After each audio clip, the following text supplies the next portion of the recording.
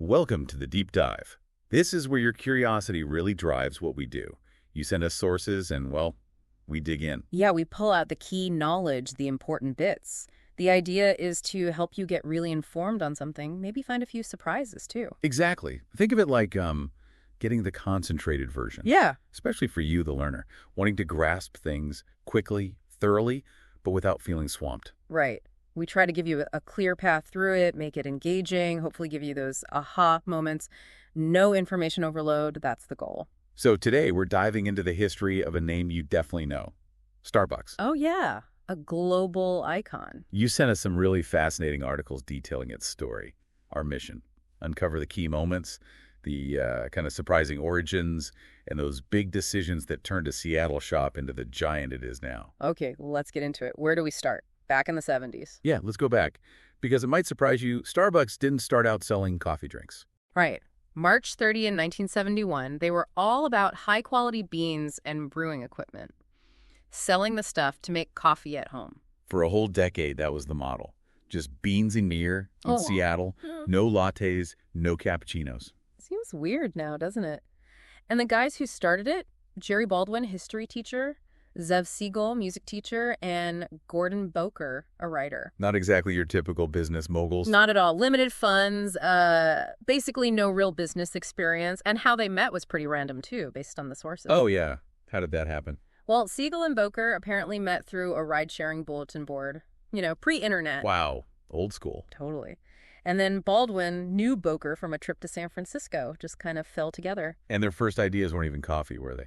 Something about screenplays. Yeah, screenplays, classical music broadcasts, even a documentary film company named Pequod. Pequod, like the ship in Moby Dick. That's the one. Kind of funny foreshadowing, maybe.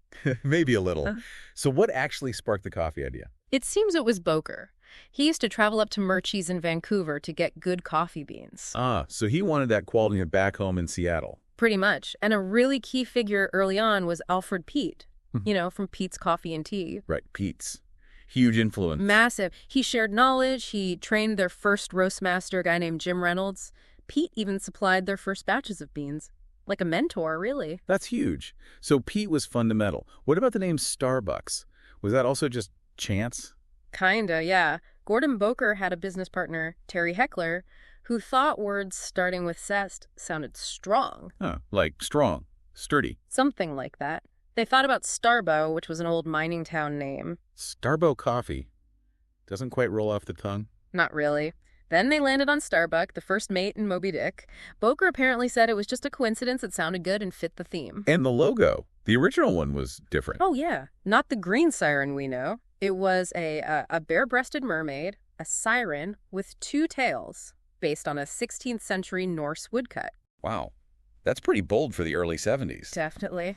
Meant to evoke the sort of exotic, alluring nature of coffee from far-off places. Fit the vibe back then, I guess. So operationally, how did it work at the start? Well, Zev Siegel was the first paid employee handling the day-to-day.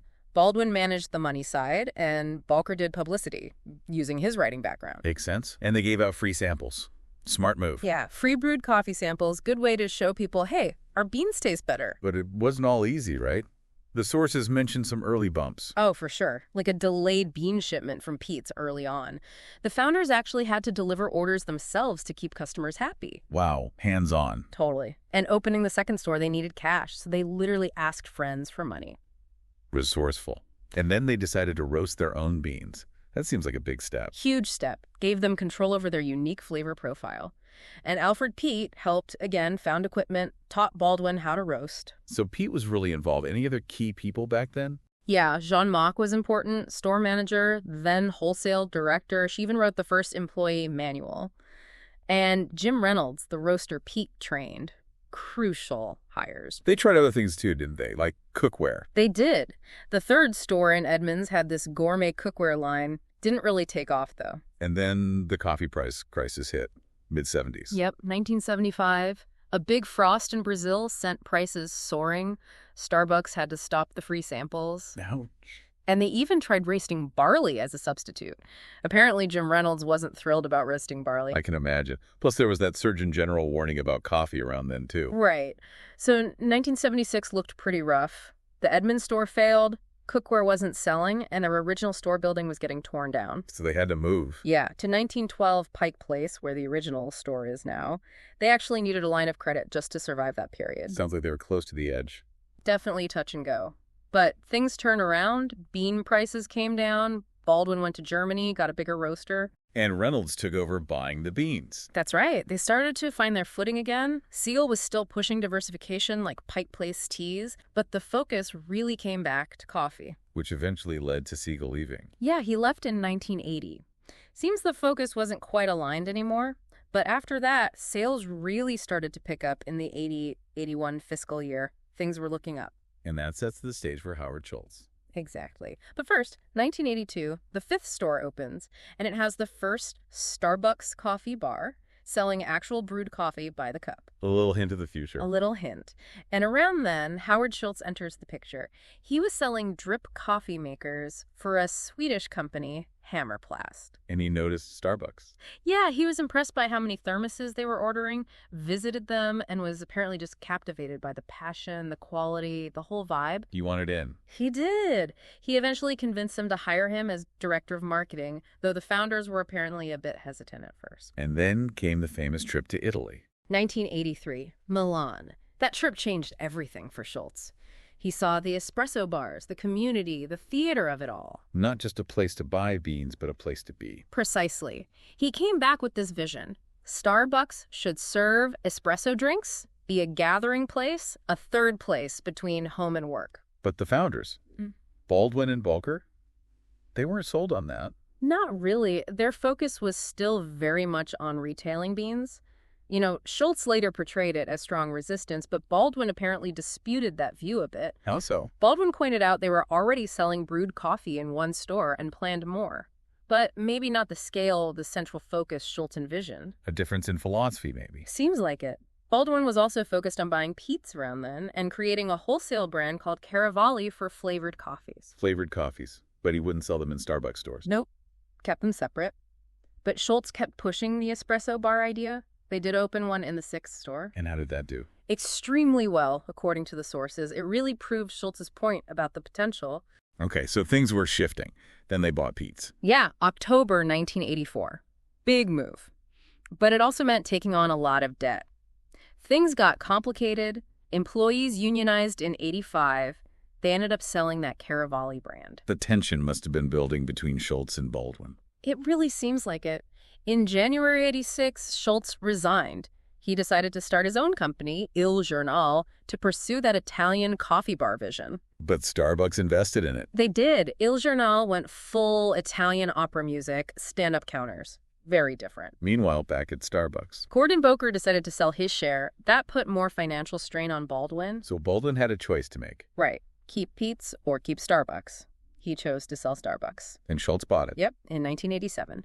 For $3.8 million, he merged Il Giornale with Starbucks, kept the Starbucks name, which was smart. Definitely the stronger brand recognition even then. For sure. He rebranded the Il Giornale shops, and then the real expansion started. Outside Seattle for the first time, Vancouver and Chicago that same year, 1987. And they changed the logo then, too. They did. Moved closer to the siren we know today, less explicit than the original. So Schultz is in charge. The vision is changing.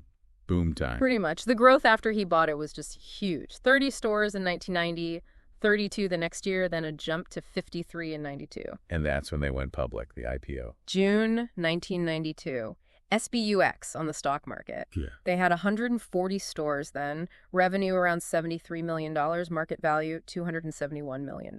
Wow, that IPO cash must have fueled even more growth. Absolutely. They used it to basically double the number of stores over the next couple of years. And then came the Frappuccino. Ah, yes. That came through an acquisition in 1994. They bought a Boston company called the Coffee Connection. And that company had the Frappuccino. They had the rights to the name and a version of the drink. Starbucks tweaked it, launched it wide in 1995, and it just exploded, became massive. A game changer for their appeal, probably broadened the customer base. Hugely. They also tried other things, like some experimental restaurants called Circadia in 99. Didn't hear much about those. No, they didn't last long. But they kept acquiring coffee brands, Pasco Coffee in 99. Then in 2003, big ones. Seattle's Best Coffee and Torrefazione Italia. Consolidating the market. And expanding internationally, too, right? Japan. Yeah, Japan was a big focus. They were even talking about adding ovens there in 2003 for better food options, tailoring to local tastes. Smart leadership changes, too. Yeah, Howard Behar was president of North America for a bit. They kept acquiring, like most of Diedrich Coffee's stores, including Coffee People, in 2006. Always growing. And they launched that website for customer ideas. My Starbucks idea, yeah, 2008. Trying to tap into customer feedback directly. Same year they bought the company that made the Clover brewing system. Investing in fancy coffee tech. But 2008 was also the recession. That must have hit them. It did. They had to close hundreds of stores, cut jobs. That included closing most of their stores in Australia. Why did they struggle so much in Australia? The sources suggest they didn't really understand the existing, very strong local cafe culture there. Tried to impose the American model too quickly. Interesting lesson. More closures followed. Yeah, more cuts in 2009. And some licensed kiosks in supermarkets got shut down or rebranded by the supermarket chain Ahold. Tough times. But Frappuccinos were still going strong. Oh, yeah. By 2012, sales were apparently over $2 billion a year just from Frappuccinos. Still a powerhouse. Incredible. They kept opening big stores too, right? University campuses? Yep. Largest U.S. store at the University of Alabama in 2012. Started posting calorie counts in the U.S. in 2013. Responding to health trends. And mobile ordering started taking off. Big time. By 2013, over 10% of U.S. in-store payments were via their mobile app. They even did that tweet a coffee promotion. Embracing digital and design changes, more local focus. Yeah, around 2014, a shift towards making stores feel more connected to the local environment, less cookie cutter. That year, they also pulled out of Australia completely. Finally gave up on that market. What about China? Became hugely important. They bought out the remaining stake in their Chinese joint venture in 2017. Full control. And exploring tech like blockchain for supply chains. Yeah, 2018, 2019, looking into using blockchain to track coffee beans. More transparency. But 2018 also had that major incident in Philadelphia. Right. The arrest of 2 black men waiting for a friend. Huge backlash. How does Starbucks respond? They closed thousands of U.S. stores for an afternoon for racial bias training for employees. A very public response. It's a difficult moment for the brand. Did things slow down after that?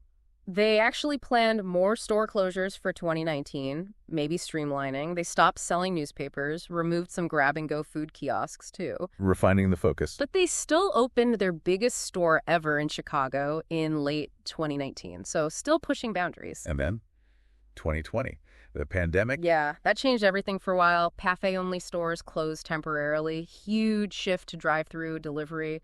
Sales took a big hit initially. They even asked landlords for rent reduction. They did. Shows the pressure they were under. Then they announced closing 400 stores permanently in the U.S. and Canada. Shifting strategy again. Definitely. More focus on those convenience-led formats, pickup, drive-through, smaller footprints designed for speed. But still planning long-term growth. Amazingly, yes. Even with those closures, they announced a goal of 55,000 stores globally by 2030. Still very ambitious. What else happened recently? Selling off parts of the business. They looked into selling their UK stores in 2022, and they sold their Russian stores after the invasion of Ukraine. Those got rebranded as Stars Coffee. Wow. Stars Coffee. Leadership changes, too. Yep. Laxman Narasimhan became CEO in late 2022. He famously worked shifts as a barista to understand the business better. Hands-on approach. Any recent troubles? Yeah, a couple of big ones. Ordered to pay $25 million in a racial discrimination lawsuit in mid-2023.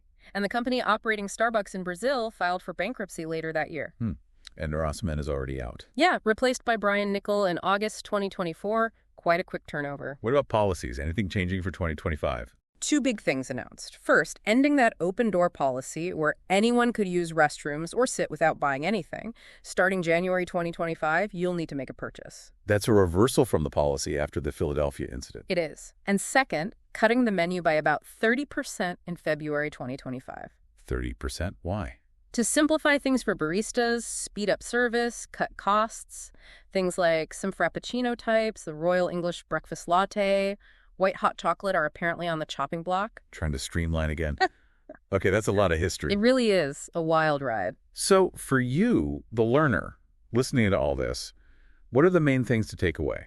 Well, first, just how humble the beginnings were. A bean store, focused on quality, education, and how much chance played a part early on how people met.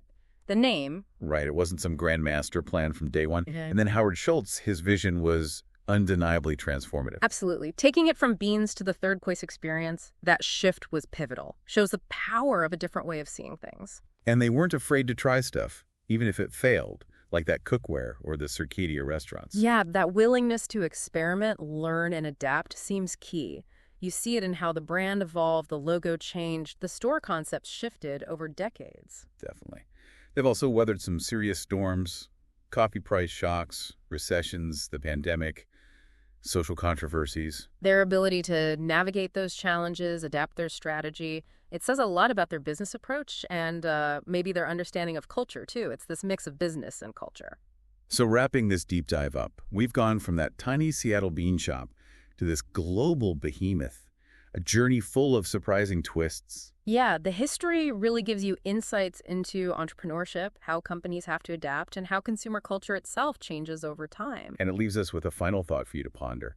Thinking about Starbucks, this everyday thing for so many people, having such a complex, transformative backstory. Right. What other ordinary things in our lives, products, experiences, might have equally fascinating, complex histories hidden just beneath the surface? And what does uncovering those stories tell us about the potential hidden in the everyday, the seemingly mundane? Something to think about.